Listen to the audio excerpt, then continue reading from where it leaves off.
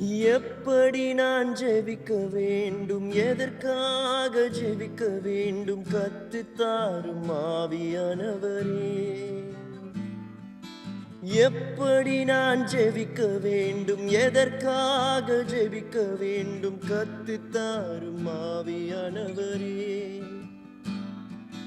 வேத வசனம் புரிந்து கொண்டு விளக்கங்களை அறிந்திட வெளிச்சம் தாரும் ஆவியானவரே.